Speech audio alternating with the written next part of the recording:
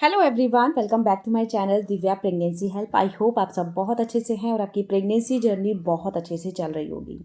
देखिए, जब एक महिला प्रेग्नेंट होती है ना तो मन में बहुत सारे सवाल होते हैं। डिलीवरी कब होगी, कैसे होगी, पेन कब होगा, पेन कौन से महीने होगा, कितने दिन बाद डिलीवरी होती है, 9वें महीने के। बहुत सारे सवाल होते हैं, खासकर जिनकी पहली प्रेगनेंसी होती है।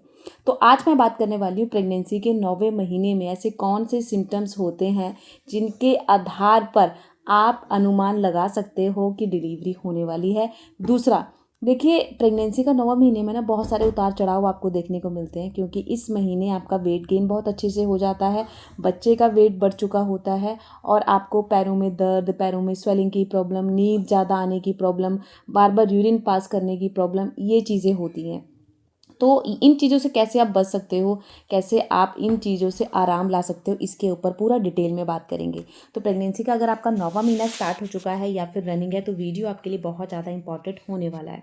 देखिए, एक सबसे इंपॉर्टेंट बात है, प्रेगनेंसी का जब 9वां महीना आपका स्टार्ट होता है, आपने देखा होगा पेट की शेप परफेक्टली निकल आती है।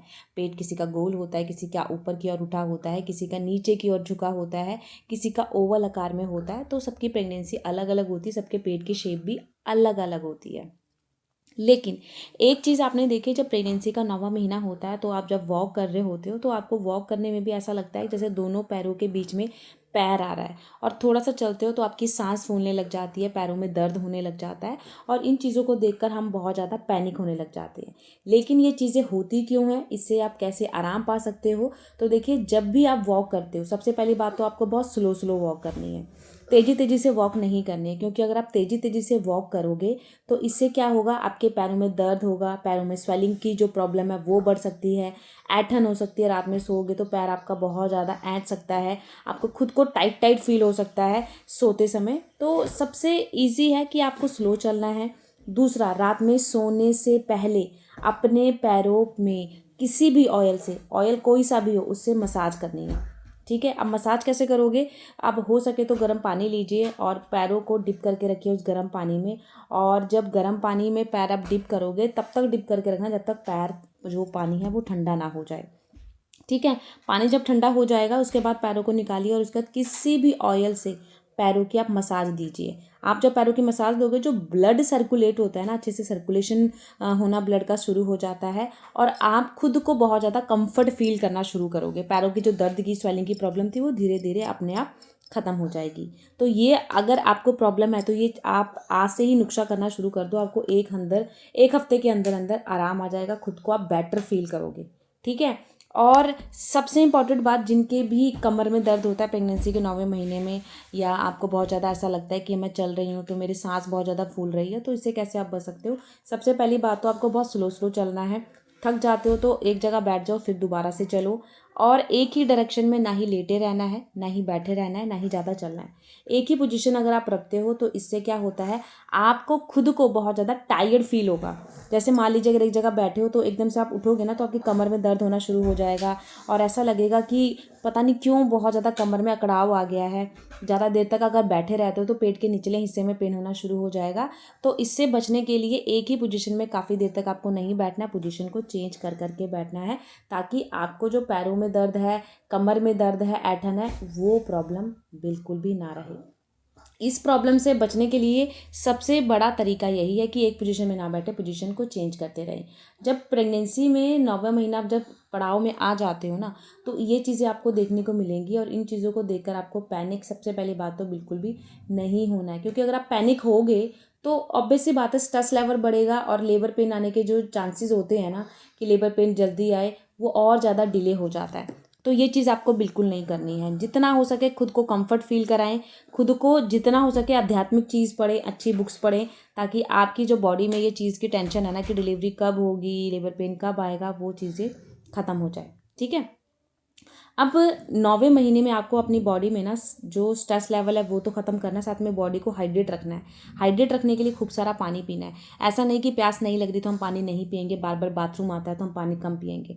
अगर आप ऐसा करोगे ना तो बॉडी डिहाइड्रेट हो जाएगी, आप जो पहले एक्टिव थे वो एक्टिव नहीं रहोगे, खुद को लेजी फील करोगे, नींद बहुत ज़्यादा आएगी, बॉडी में आलस बढ़ जाएगा, और नॉर्मल डिलीवरी के स्कोप बढ़ जाएंगे।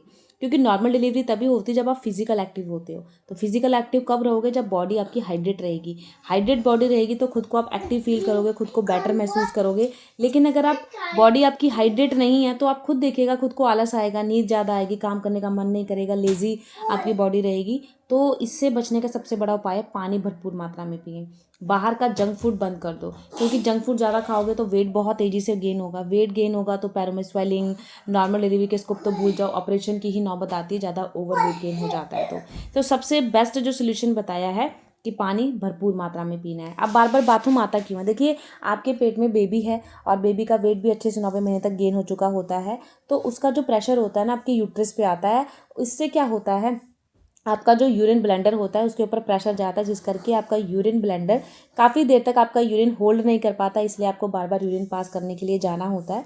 और वो एक नॉर्मल है, उसको लेके आपको स्ट्रेस नहीं लेना है कि इतना मुझे बार बार बाथरूम क्यों आ रहा है, कहीं मेरे बच्चे को तो प्रॉब्लम नहीं है, कहीं मुझे तो प्रॉब्लम नहीं है।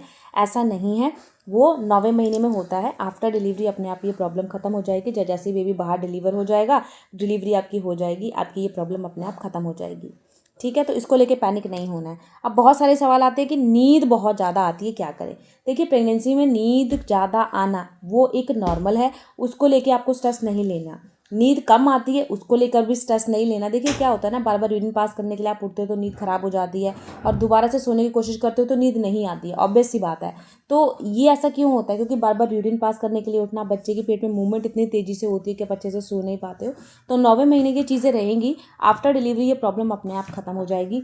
तो ये भी एक नॉर्मल है, इसको लेकर भी आपको स्ट्रेस नहीं लेना है। ये भी प्रेगनेंसी के 9वें महीने में चीज़ें होती हैं। तो अगर आप चाहते हो कि मेरी नॉर्मल डिलीवरी हो और इजीली डिलीवरी हो जाए, तो सबसे बेस्ट सोल्यूशन मैं आपको बताऊं, जितना फिजिकल एक्टिव रहोगे नॉर्मल डिलीवरी के स्कोप उतना ही रहेंगे। सेकंड, भरपूर मात्रा में पानी पियोगे तब भी नॉर्मल डिलीवरी के चांसेस बढ़ जाएंगे। तीसरा, सुबह शाम की वॉक करोगे, घर के छोटे मोटे काम करोगे, तब भी नॉर्मल डिलीवरी के स्कोप बढ़ जाएंगे। तो ये जो चीज़ें प्रेगनेंसी के 9वें महीने में मैंने बताई है, ये आपको करनी है। इसके साथ साथ थोड़ा सा अपने ऊपर ध्यान देना है कि बाहर का जंक फूड नहीं खाना है, घर का हेल्दी फूड खाना है। क्योंकि बाहर का जंक फूड खाने से क्या होता है, ओवर वेट तेज़ी से गेन हो जाता है और फिर नॉर्मल डिलीवरी में बहुत सारी रुकावटें आती हैं। तो उससे बचने के लिए घर का हेल्दी खाना खाएं, चाहे थोड़ा थोड़ा खाएं। एकदम से एक सारी क्वांटिटी में बहुत सारा खाना खा लोगे तो खाना डाइजेस्ट नहीं होता, गैस की प्रॉब्लम बढ़ जाती है, एसिडिटी होती है। तो 2-2 घंटे में कुछ ना कुछ खाएं, ताकि बच्चे को भी थोड़ा थोड़ा कुछ कुछ मिलता रहे और आपकी बॉडी को भी कुछ ना कुछ एनर्जी मिलती रहे, ताकि आप एक्टिव रहो और खुद को हेल्दी फील करो। ठीक है, तो ये 9वें महीने में आपको करना है। बाकी कमेंट बॉक्स में ज़रूर लिखिएगा आपका प्रेगनेंसी का कौन सा महीना चल रहा है। तो मिलती हूँ, आज की वीडियो में इतना ही। नेक्स्ट वीडियो में मिलती हूँ किसी नेक्स्ट टॉपिक पे। तब तक के भाई चैनल पे अगर नए हो तो प्लीज़ चैनल को सब्सक्राइब करिएगा, वीडियो को लाइक करिएगा और उस वीडियो को गर्भवती महिलाओं के साथ शेयर ज़रूर करिएगा, ताकि हर एक प्रेग्नेंट महिला को पता लग सके प्रेगनेंसी के 9वें महीने में कौन सी प्रॉब्लम आती है और इससे बचने के लिए आप क्या क्या कर सकते हो घर में ही। ठीक है, तो चलिए फिर वीडियो को कर दीजिए फटाफट से लाइक और चैनल को कर दीजिए सब्सक्राइब। Bye bye.